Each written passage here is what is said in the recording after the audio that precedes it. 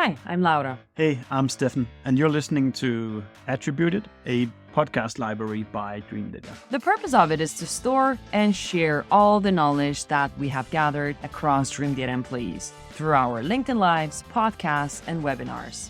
The typical topics you'll find here can be stuff like marketing, Sales, B2B ads, operations, social selling maybe. Hello, everybody. I'm so excited today to welcome two guests. To start with, I was very excited to add David to the team. And it's like, let's speak about the creators and how you work at Limelight. He said, wait. Can I come with a client? We've never done this before, but if you prefer that the client speaks about you, I think this is the strategy. We got to test it out. So next time, if we ask you to come on a panel, well, bring in a client. Maybe somebody speaks about you even higher than you can speak about yourself, which is I absolutely love. And with great honor, I would like to introduce David Walsh, CEO of Limelight, and Justin Levy, Director of Content and Social Media at ZoomInfo. Hello, team. Thanks for having us, Laura. Very, I'm very super excited for interesting. this. Us too. If you guys could give like 1 minute word about yourselves, introducing yourselves to the audience before we kick off this exciting topic, we'd love to hear from you. We can start with Justin. Hey, so I've been involved in social media for about 17 or 18 years now, really before it was a thing back in the day when you had to text replies to Twitter because they didn't have a mobile app.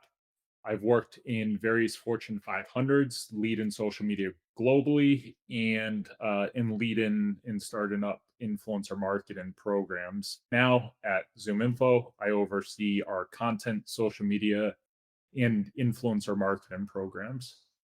Fantastic. I'm so See, excited. Laura, you see why I brought him in? He's a big deal. I do. Thank you for that. If you're on LinkedIn at all and you see ZoomInfo everywhere, this is the genius behind it all, Justin. So I had to bring him in, and I'm excited that we got the opportunity to get on your calendar, Justin. I know that you were on PTO sailing the seashells at some point, which I'm super jealous about. And also, I'm going to copy your PTO email response. It was incredible. What did it But say? I'll screenshot and send it to you. It Yeah. was like very detailed of what I'm not doing and not working.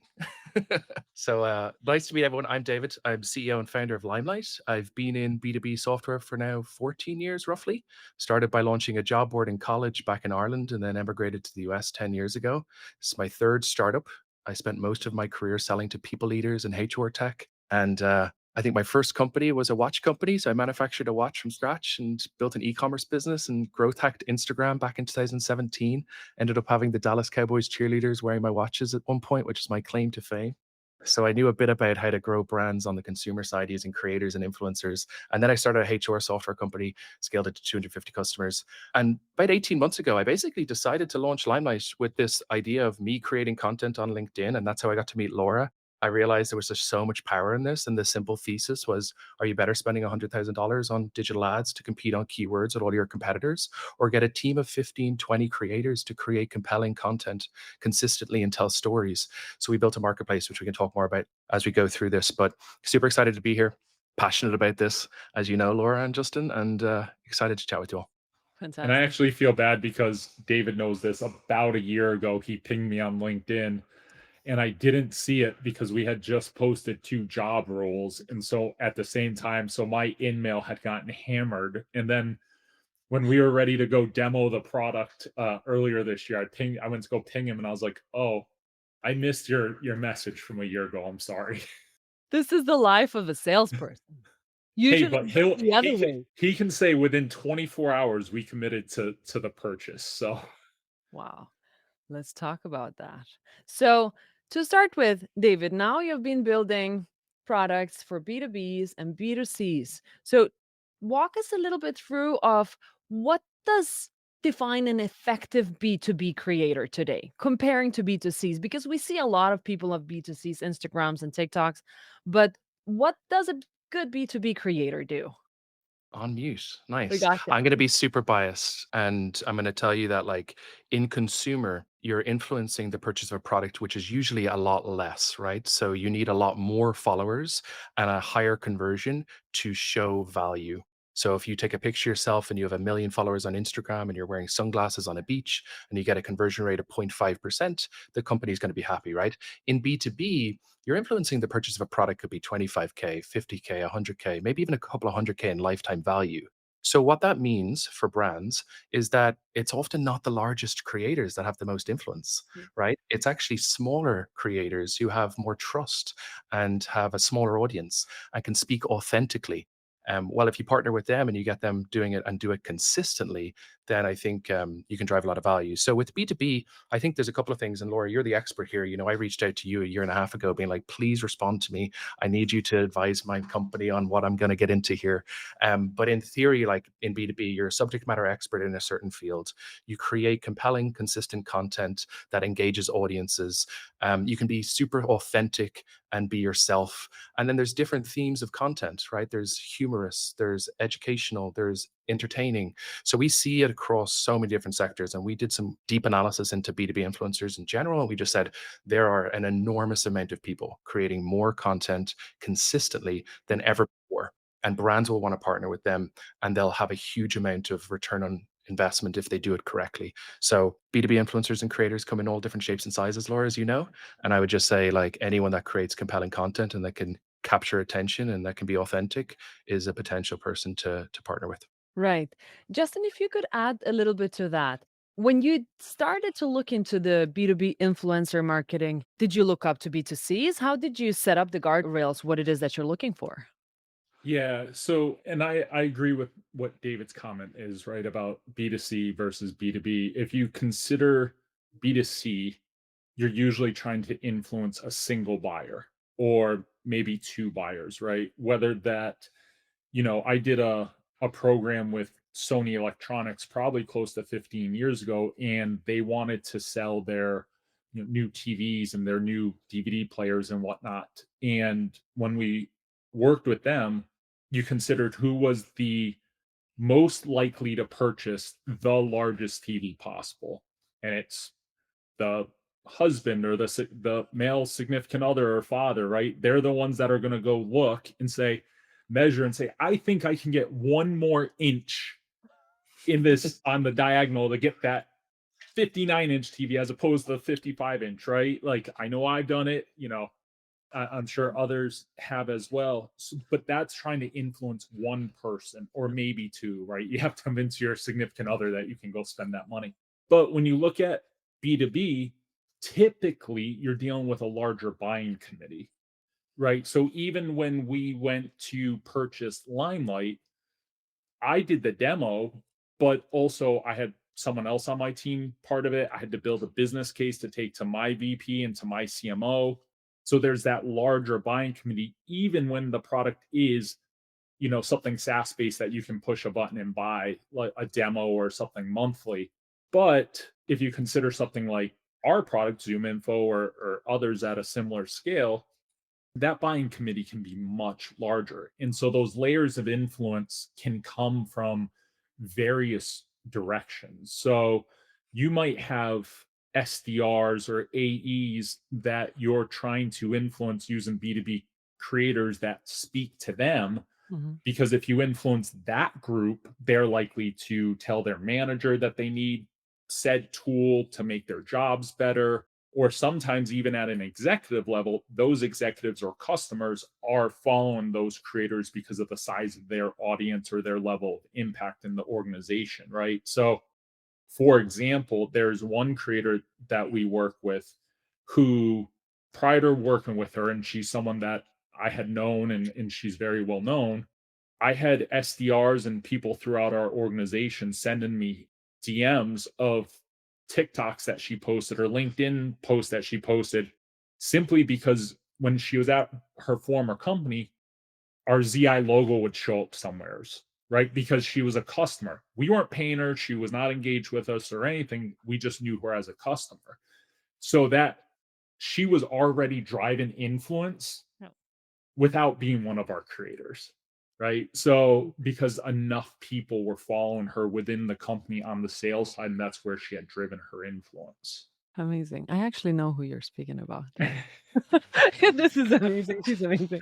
Okay. So if we speak about that type of influence, To start with, David, you often speak about like moving away from single click attribution because this is what we know B2C creators would be working towards. Let's push the conversion.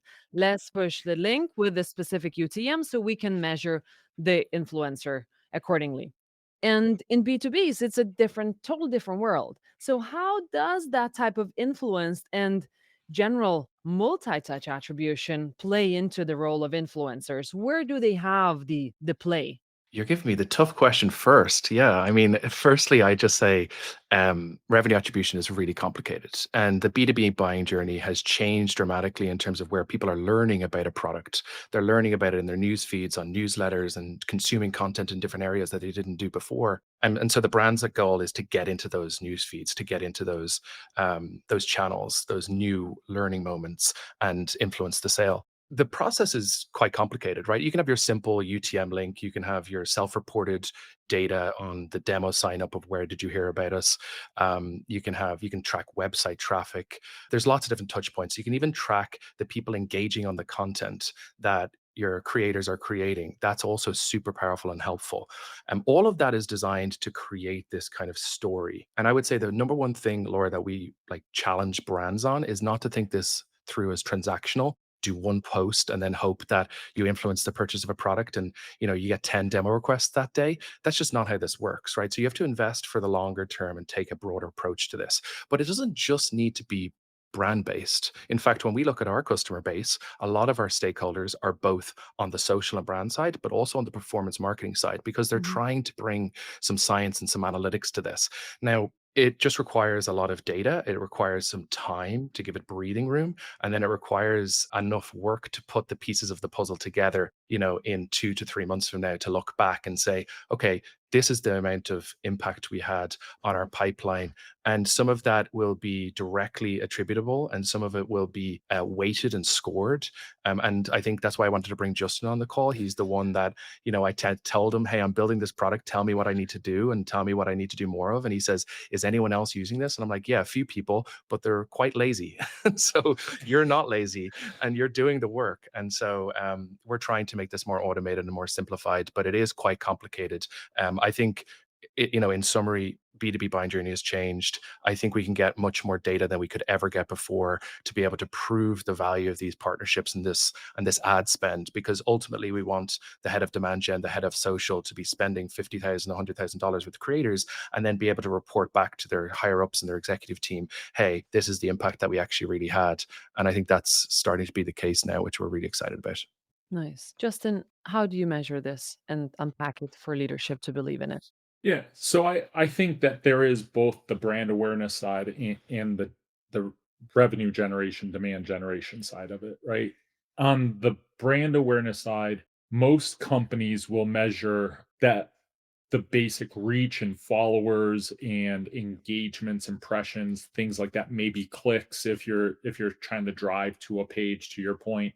Those are good, but they're not the best metrics, right? Because you can look at what is the impact on overall brand perception through brand awareness surveys. That, yes, those cover a broad range of activities that a brand is doing in the market, hopefully with ad buys and other touch points. But if you're selecting the right creators and you're consistently working with them to drive the message that you care about, right?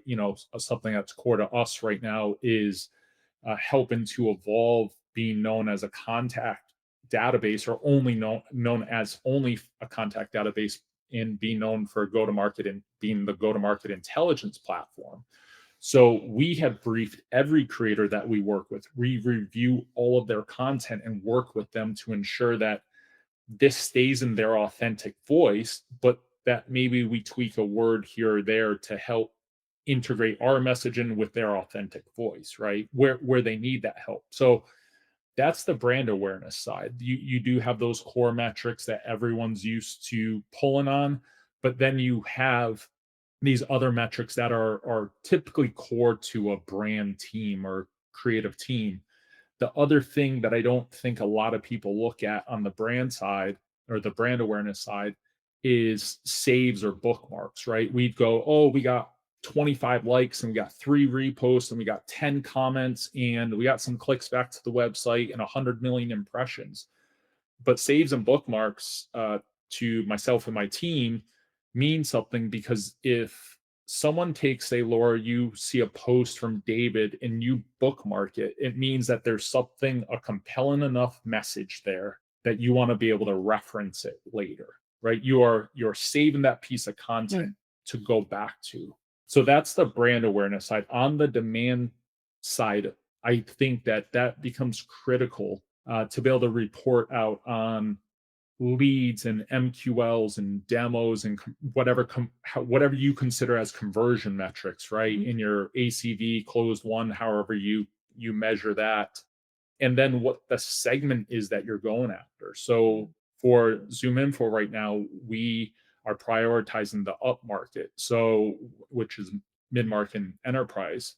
So we look at, I pull reports on, how is our program doing overall against all those demand metrics, but also how are we impacting up market specifically? Because naturally, the more that you invest into a program, the more impact the return has to have, right? So you spend maybe $10,000 on creators, maybe there's not a lot of ask going on there.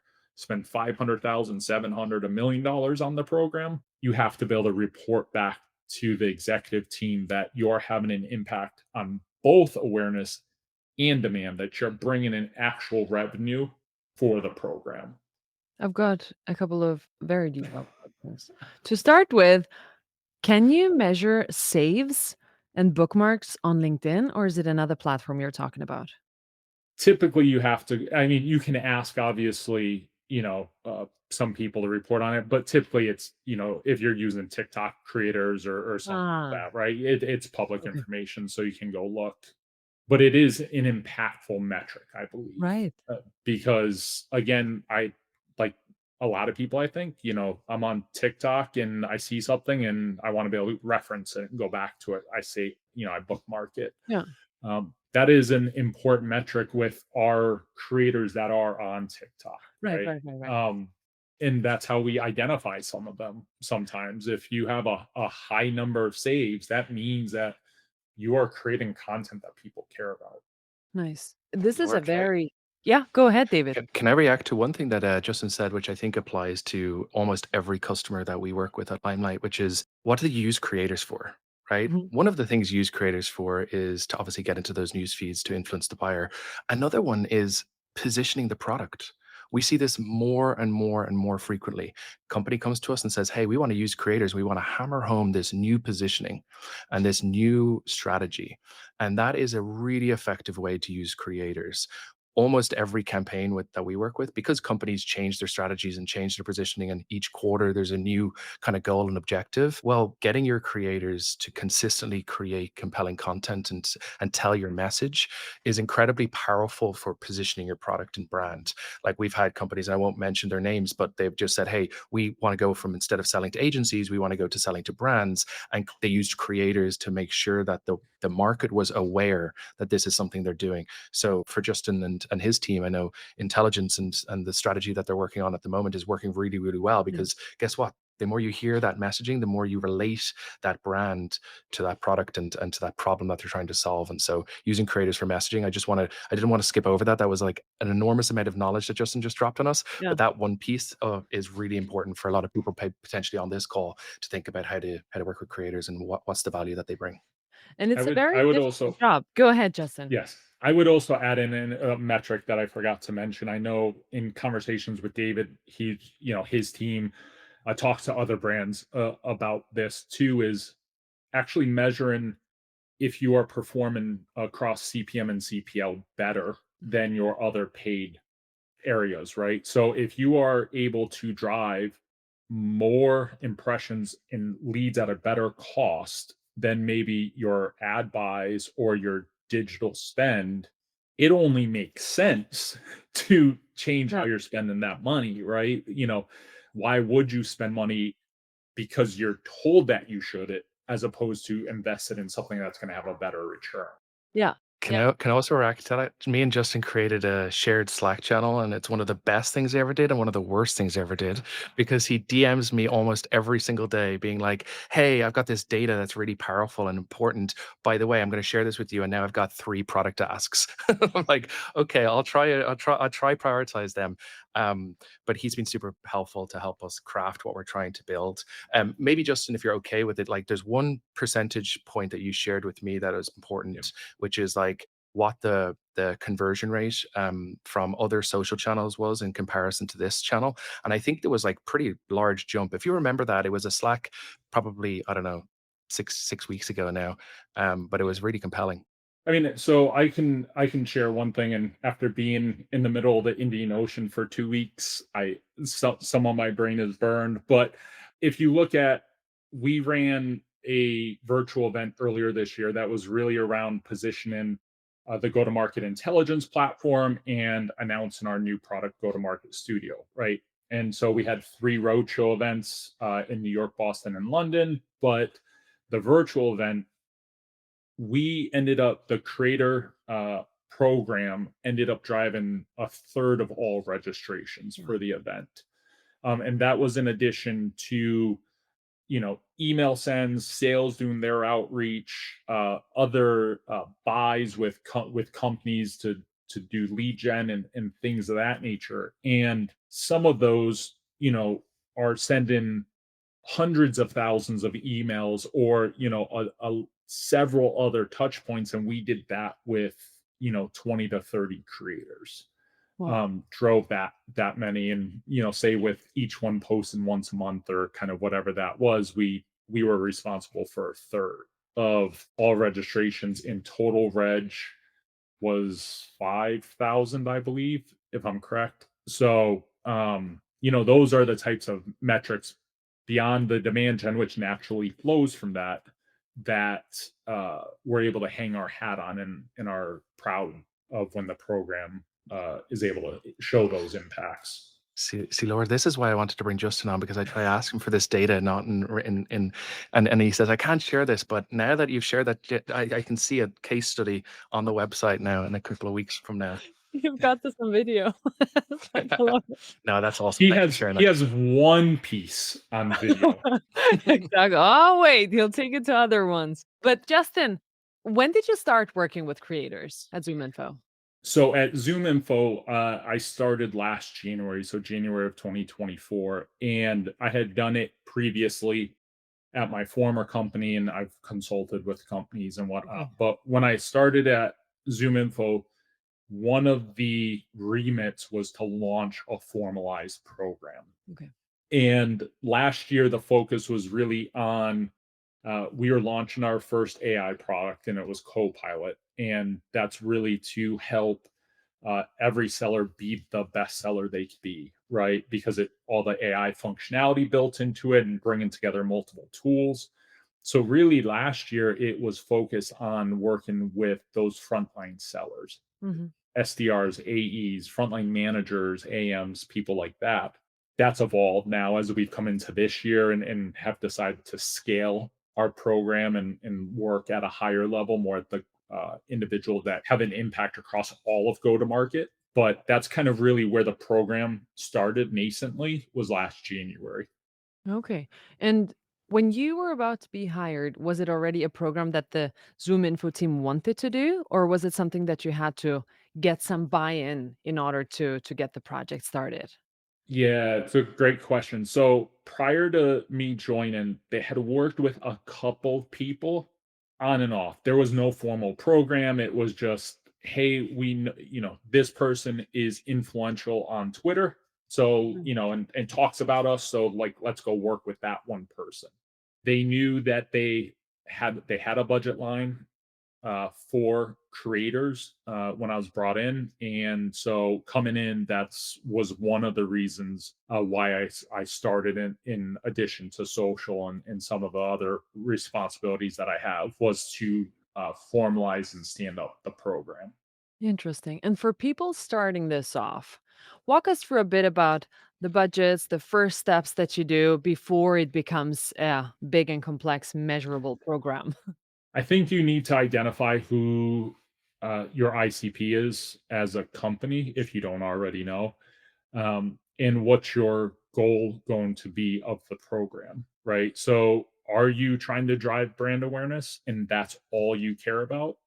That might be yes, especially if it's a smaller budget. Do you want demos of your product? And if so, then you have to identify people that are creators that's what their audience expects from them, right? There is a creator that we work with. That's what he does.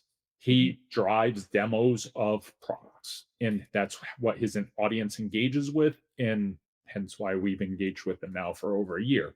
So I think you need to, understand or figure out your ICP if you don't already know. You have to identify what type of content you want on what channels, and then you need to research usually a larger number of creators that then you can potentially, you can decide on pricing or what you want out of it, right? Because if your ask is 2 posts per month on LinkedIn and one of those should be video, as an example, that's going to potentially be a higher price than, hey, let's partner over, and 1 post per month or something like that. So you have to start to decide what's going to have the most impact for your company, and how do you want to set up that program? Because to David's earlier point, it can't be like a one-off Yeah. transaction. It can't be, hey, David, I'm going to give you $500, and this one LinkedIn post is going to change our world measurably. Well, you never know, Justin. You need to send me that $500. We already gave you enough money. Laura, just to piggyback off what Justin said, and maybe for the companies out there that don't have the size of brand that ZoomInfo has, right? The question is, what do companies need to do to stand up successful programs, and how do they do it effectively? And I think like the first thing is, okay, let's think about like, how do you get, and this is coming up more regularly than ever now because a lot of creators are getting inbound from brands. It's how do we stand out from the crowd? How do we actually show that we're really interested in creators for the long term, not just this transactional, I'm just going to send you $200 and do a post for me, right? So we actually educate brands a lot of the time on the messaging when they're messaging creators to get them to respond. Because guess what? The best creators are getting inbounds all the time from lots of brands. So how do you stand out from the crowd with maybe not the same level of brand recognition as a ZoomInfo? It's let's get smart about the messaging. Let's show that we're in it for the long term. And then also like creators want to be creative. So like give them the opportunity to tell their story and make sure at the same time that you're matching with the right creators. So like a big focus for us is what does the brand do? What is the problem that they solve? What does the product, what makes it unique and different? And then how do we go out and find the types of creators who are going to respond to that and be compelled to respond because you're speaking to the problems that they talk about every single day. So part of it is matching with the right creators. And I think that's where our system can help. But the other one is like, how do you stand out for the crowd? Like it's a sales mechanism, right? You're trying to influence the influencers to actually respond to you. You're trying to get them excited about joining your creator program. And I think a lot of companies overlook that, right? They come and we have a self-serve option. We're actually thinking of sunsetting it because we just have so many companies come on, type a message that's like AI generated and just like send it to a bunch of creators. And I'm like, how is that going to get a response, especially with the creators that have 100,000 followers? Like, so it's just about doing it the right way and being thoughtful and smart. Like with anything, it takes a little bit of time to get going, but once you've got it going and once you've got it set up, it's an incredibly powerful compounding content flywheel that can drive a lot of growth and revenue. Yeah. And if we were to compare SMB's spend on influencers and then for companies like ZoomInfo, what is the balance that people should start thriving for, at least when I want to start? And where is it that does it tank anywhere? Like, can it just go infinitely if you get more budget? Yeah, well, that question is like, how long is a piece of string, right? Because everyone comes at it with a different strategy and a I different know. plan and a different like reason that they're coming to us. I'll start with like number one, think about this long term. We're going to reject you if you're just thinking about this of, I need to just do this in the next 4 weeks to prove to this, boss that I've done my job and check the box. That's not a good strategy. It needs to be longer term. Part of that is because the buying journey is longer in B2B, right? Like you're not going to, we already talked about that. So think about it longer term is number one. I think like if to give you numbers, I think it's a good starting point is 10K a month on influencers. Like that's probably a low end of where I would start out with. And the question is, when you have a budget in place, where do you want to spend it and how do you want to spend it, right? I always tell brands you can go wide, you can go high, or you can go deep. Wide is work with as many creators as you can. High is work with the biggest creators, which I don't recommend unless you're a Zoom Info of the world. Or deep, go with like long-term partnerships, multi-channel partnerships. When a creator has multiple channels, like a newsletter, a podcast, or anything else other than a LinkedIn, always, always, always take them up on the opportunity to do multi-channel. You get a better return on investment. So I think like a 10K a month budget is like a good starting point. And then goal is like, okay, let's set a 3-month target. What are you trying to accomplish? Let's get very clear on the measurable KPIs so that you can report back to your team that, hey, we spent 30K and we got X. What does that X need to be? And, let's make sure that we get you that, because a goal is not to dip your toe into influencer marketing, spend a ton of money and then decide, it didn't work for us. You know what? Like, we're not going to do it anymore. And I think companies have had that experience 2, 3, 4 years ago in the past. And now that we're collecting an enormous amount of data and we're getting smarter with matching and creators are getting more influential, and we can actually show the impact that they're having through data, there's an opportunity to step into this with a much more stronger strategy and a much more data-orientated approach. Agree. Very interesting. And Justin, you've spoken about a bit more complex reporting of what it is that you're reporting further to the management, which might sound like a lot of work to put it off. And to start with, so walk me through a bit of what do you start with when setting up goals for any types of campaigns? And it also has compound effects in all that long customer journey. How do you measure and what are those actuals that you do? Feel free to get into the details of campaigns. Yeah, I mean, so, when we set up our program, not only do we have long-term goals for the program, right? What we want our returns to be for the quarter, for the campaign overall, for the quarter, for the second half, for the year, whatever that is, because we have to show justification, kind of to David's point, in the quarter and to prove out spend for future quarters, future years. But also on the at the campaign level, right? So, what are we driving for brand awareness? In some of these are done or influenced at different periods of time, right? So when you do think about reach and impressions and engagements and some of that data, you can get that nearly immediately, right? You want to wait some period of time, but if someone posts today, there's nothing saying you can look at some metrics over the next 7-14 days to see how that post is performing for them. You can choose to put some boosted spend behind it as the brand to help elevate that creator's post on LinkedIn and on TikTok specifically. But in the long term, some of that you have to wait some time for, right? If you do a quarterly brand survey, you have to have your program in place for at least a quarter, if not 2 quarters, so that because that's going to be a lag and indicator. When you think about demand metrics, right?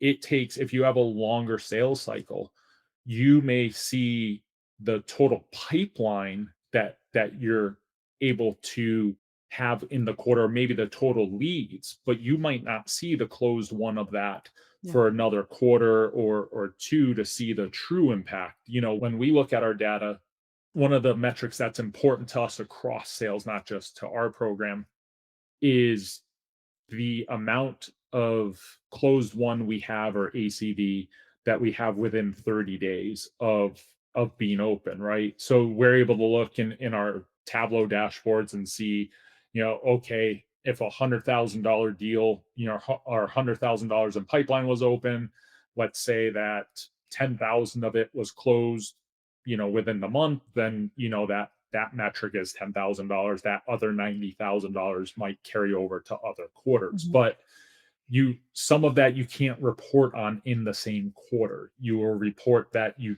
have driven you have open pipeline or you have contributed leads and things of that nature, but that might be a quarter or two out before you're seeing the results of this campaign that you ran in Q2, for Right. example. So there are some front loaded metrics that you can get, and then there's going to always be lagging indicators.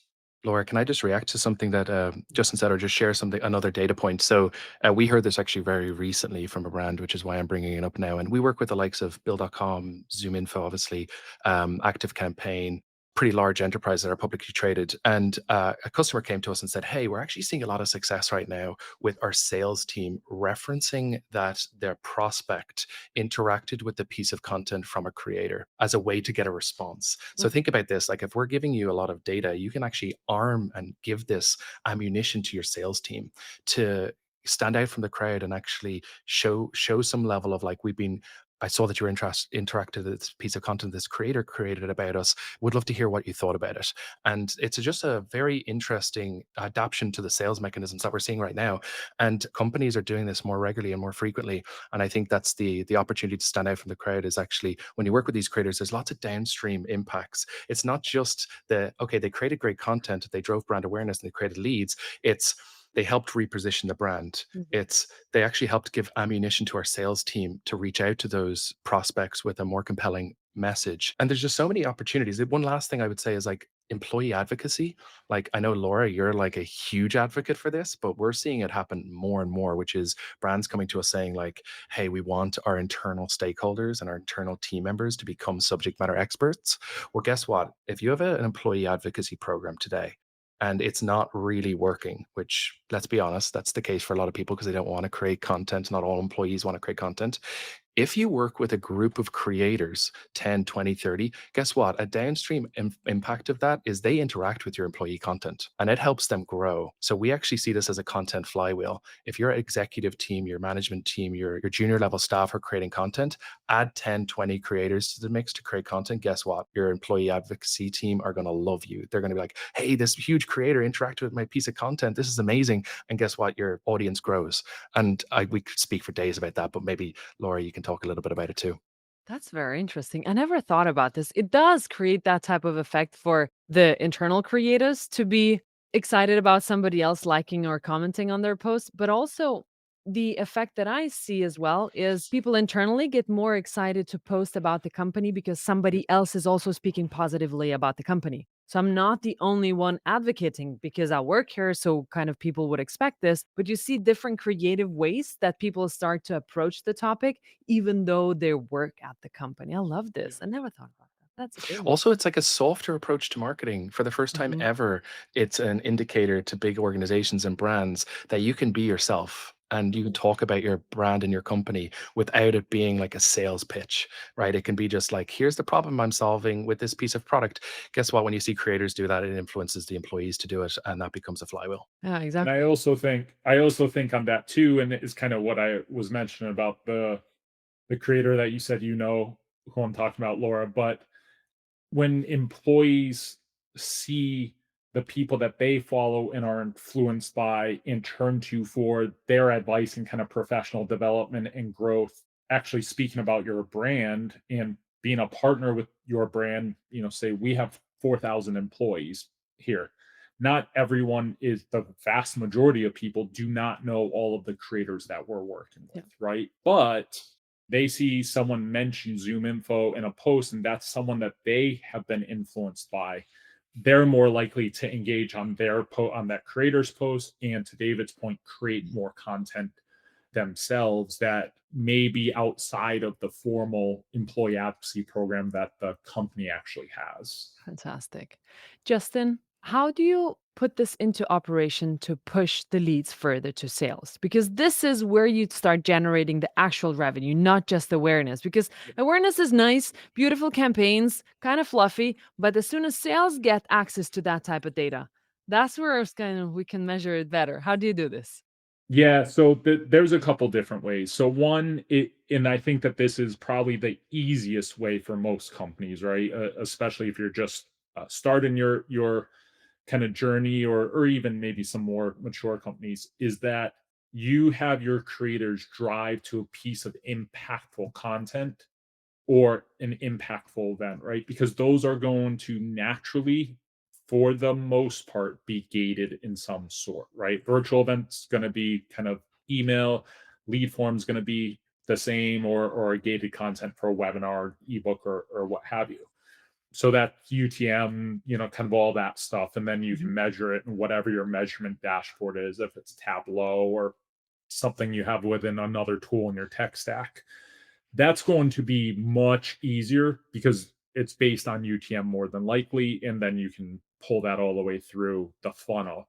If you go that route, and generally speaking, overall, you need to make sure that it's not just drive to this landing page, right? Go say, oh, Zoom Info has an upcoming webinar. You're going to want to watch it because these 3 reasons, like a marketing email might. You want to make it something compelling, maybe give them an asset that they can use, whether that's a video clip that's going to be really interesting, or a carousel that they can use if it's on LinkedIn or something of that nature, or work with them to create something if they like to create video themselves. That's what we did with our virtual event, right? We worked with them to create content that was, natural for themselves and creative, but it, at the end of the day, drove to our virtual event. It drove excitement with their audiences to register for the virtual event. That on the back end obviously then goes to sales. It's tagged with the creator program. Sales understands or has been briefed on how these are coming into them, and then they work those leads accordingly, right? The same way that an email campaign or paid media or something like that might come.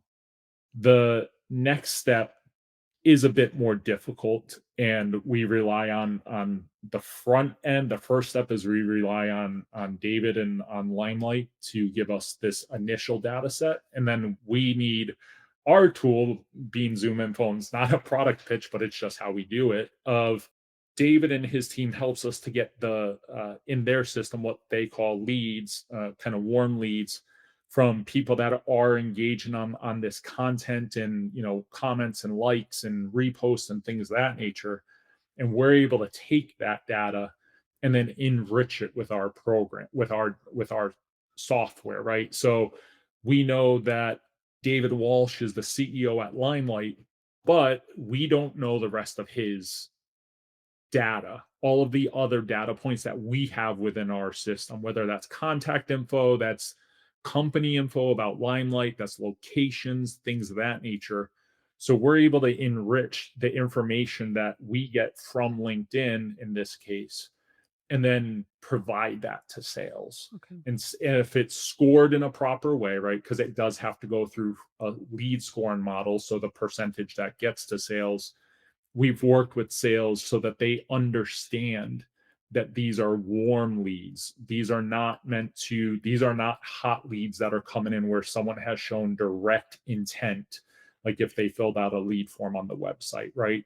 Some of them might be cold at the same time. They might have never engaged with us through any of our other touch points. So they have to, in our lead scoring model, get to a certain point that then they will be sent to sales.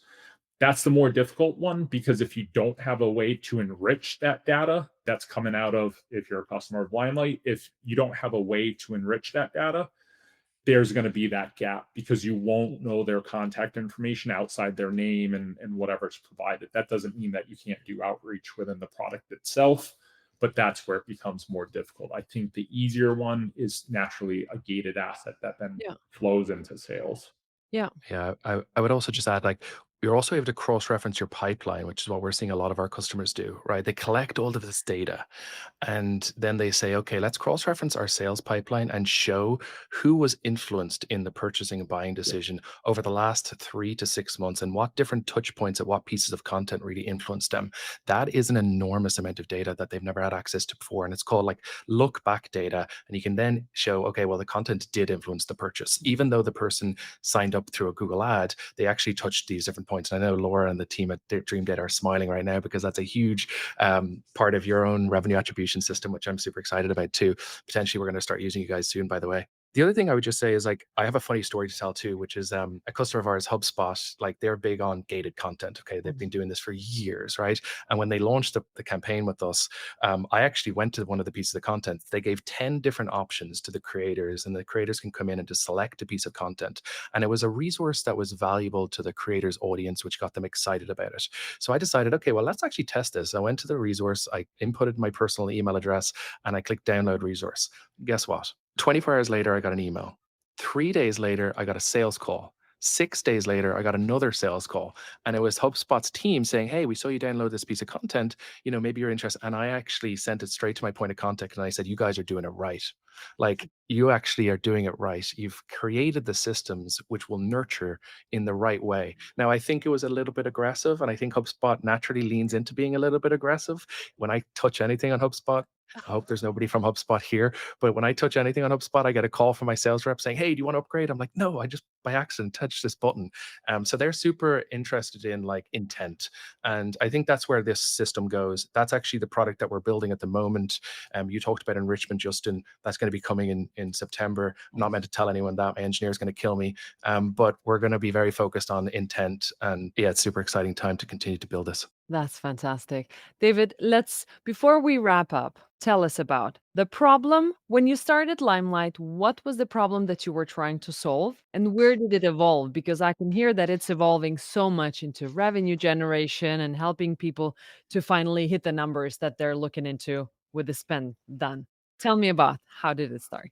I could go all the way back to when I had this idea for a revenue attribution platform and partnership platform, and then another idea for all these other systems. I'll just start with like when we launched Limelight, what do we hear from brands and what do we hear from creators? And from creators, we actually interviewed 120. Laura, you were one of them. You were one of the first people I reached out to. And I was like, speak with me. I need to learn about why you create content. So I did 120 interviews with creators. And then I did about 25 to 30 with brands that I had known, heads of marketing, heads of demand gen. And I asked them questions like, why haven't you done this? And the themes that came up, like the problems that we're trying to solve is number one, finding the people is really hard. We just don't know how to find them. Number two, it's really time intensive to set up these programs because you're dealing with human beings, content schedules, egos a lot of the time, pricing, negotiations. There's just all this inefficiencies, even when you do reach out to them. So we said, okay, let's solve that, solve the finding piece, and let's solve the efficiency piece, and let's systematize it and make it much more streamlined. And then the big one that we focused on for the last, let's call it 6 months, is measurement, because we realized we've got tons of brands. Some of our customers are spending and want to spend up to $1 million a month with creators, just to give you context. I know I said 10K a month is like an entry point. The goal is to scale this up because we're proving that this is working and you can reallocate ad spend from other channels to these creator channels. Like it's a big opportunity, right? So we're very focused on the data. We realized like for the last 6 months, if we can just prove this works and give people a lot more data, they'll end up spending a lot more money and realize, they can take ad spend from other channels. So those are the challenges. Finding the people, activating them and then measuring them is kind of the core focus for us. And that was the problem we wanted to solve. And the other thing is like education. Like this is new. A lot of companies no idea how to start it. They've never done it before. So they're just like, how do I get going? And we were like, okay, let's create resources that allow, and even like case studies and even examples of companies doing it well. And here's what we recommend you do, and you should replicate that. Like, for example, Clay was our first customer. Everyone knows Clay, right? They worked with us hand in hand and built a product alongside them. They're very compelling with creators, and they let creators be very creative. And a lot of companies want to replicate that campaign. So yeah, it's an exciting space to be in. It's still new. It's still nascent. If you're listening to this and you haven't started it, like it's a huge opportunity to stand out from the crowd and to do something different. And I'm sure that you're going to see the impact, not just in the revenue uptick, but also in your employee advocacy and your internal team get very excited about this. I find like last point, and I know I'm going on for a bit here, but last point is like one of the things we hear a lot, Laura, is when you stand up these creator programs, everyone gets really excited internally. And I know I talked about just the people who create content. I'm talking about your board of directors. Like your board of directors, a big channel for us right now is VC partnerships, because they come to us and they say, hey, we gave this company a load of money. We want people talking about them. Use Limelight, like get creators talking about them. You will never guess the amount of value that comes from people talking in a positive light about you on social. It just goes, it transcends. And I think that's the direction that marketing is going. And I think all companies will have a team of creators and a team of internal influencers that are creating content consistently.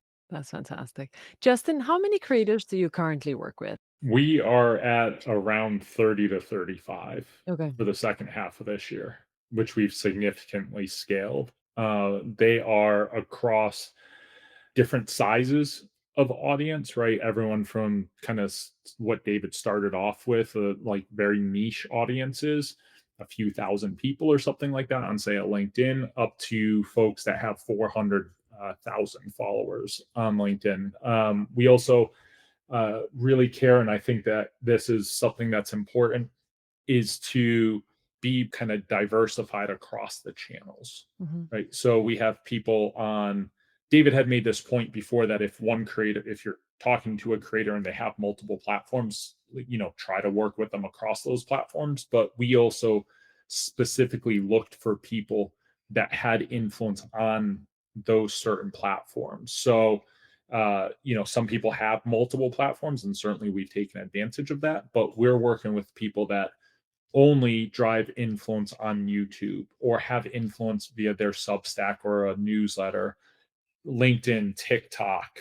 They might only do video, as I mentioned before, video kind of demos and not really long form content, things like that. So try to diversify, because when you do think about it, yes, right now, over the past 2 to 3 years, you've had the kind of rise of the LinkedIn influencer because of B2B, but there are people that gain their influence through or are influenced through other channels, right? Some people only subscribe to a certain newsletter or certain newsletters because they prefer to read via email, they're not as engaged on LinkedIn. So I think that that's always important too, is sure within different levels of influence, but also the channels that have influence.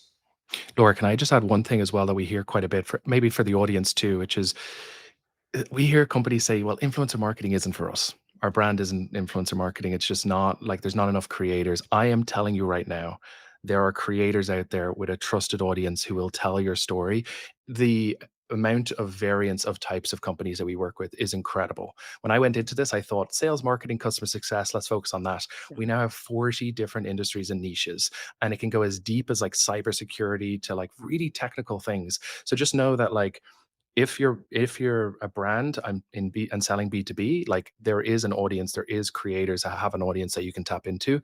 And then finally, like we started with LinkedIn, but as Justin mentioned, like we actually expanded it to newsletters, podcasts, YouTube, Twitter. So there's just like an enormous amount of different channels that you can partner with creators on. And it's much more broad than you think. So definitely consider getting started. Nice. And the final question to both of you. David, what are you most excited about in the upcoming 2 months? Two Can be months. Oh anything. God. Well, this is not public knowledge, but it will be public knowledge soon, is that we finally got in some new resources and some new investment and some new funding, which means I can hire more engineers, which means, Justin, you're going to get those features you were asking for faster. And I promise you, we're going to move even quicker than we have before. So truthfully, Laura, like I'm excited about getting a bit more resources, but I'm also excited about more and more companies trying this and experimenting and seeing success and just helping grow the industry. Just for example, like one last thing is like shout out to all the influencer agencies out there. I'm a huge advocate for them. I know quite a few of them. I think humans in the loop is important. I think we want them to use our product eventually. We don't see them as competitive. And so they help grow this industry, and this industry is growing rapidly more than ever. So I'm always open to collaborate with anyone that's on the call about just helping grow this industry. And also, I just want to take the opportunity to thank Justin. He's a super busy guy, and obviously helped me tell this story in a much more compelling way. Justin was sailing, as I mentioned last week, and I'm very impressed that he's already got a picture of himself in the background sailing on his wall. Framed in. He moved I faster. wish. I wish. No, I would say that, David, that as I get more features, I'm going to come up with more problems and more asks. But I will say, like, to that point, and anyone that's considering a platform or, getting started or things like that, why I'm a huge fan of David's and his team. I've literally asked them for features and had them turn around within a few hours into our instance. Those are the, in theory, simpler kind of asks for them to mock up and build, but even some of the more difficult ones, they've worked with us to build out, and some of those are the most impactful features that we utilize the platform for. That's great. And Justin, how about Even you? if his engineer doesn't sleep. Oh, we gotta get more engineers, so all of them could get enough of sleep. But Justin, what are you mostly excited about in the upcoming 2 months? I think that we will continue to see the evolution of B2B creators. It is certainly something. It's a weird industry in the sense that we have been saying that influencer marketing is net new for 15 years now. Every year we say this is the year of creators, this is the year of influencers, this is the year that LinkedIn influencers are a big deal. And I think that we're evolving on how we see that and the formalities of these programs and how they are stood up. So I love to see case studies and talk to other people, as I do all the time at other companies, of how they are using creators. I didn't really think of measuring against CPM, CPL until David and I were talking about what some of his clients are doing, sort of thing. You know what I mean? And so coming up with more creative metrics outside the kind of normal ones, I think is super exciting. Starting to work with creators in other ways. We are coming up, it's mid-August right now. We have 4 or 5 activations in September at big events, big industry events. So those are going to be net new for us. We haven't done some of those in previous years. So certainly for us, there'll be a lot of learnings coming out of those. So that's probably what's exciting for me, kind of personally, within the industry. We're very excited to watch that from the sides as well. Whatever comes out of the creatives, we're all going to enjoy the creatives and like them and get inspiration for doing better by ourselves. Justin, thank you so much for coming over and joining David to this live. And David, thank you so much for attending and bringing in a fantastic guest. Everybody, go ahead and follow Justin and David on LinkedIn or whichever platform you're watching this from. And if you've got follow-up questions, well, their DMs are open unless David is hiring or Justin is hiring. That will happen at one or the other time, and some of DMs can get lost. Sometimes for a year. Yeah, exactly. People ignore you for a long time, and then eventually when they come and they get to work with you, you're getting to see a lot of value from this. So I'm just excited, and it encourages me to continue to cold message people about this and not get a response for a year, because you never know. Thank you so much, everyone. Thank you for listening. Awesome. Thank you. Thanks for having us. That was amazing. We hope you like listening to us. Subscribe to our podcast and the ones that we have been guests on. And if you have any feedback for us, just do let us know. And should there be a guest that you think we should be talking to, then pitch us. We're looking forward to seeing you.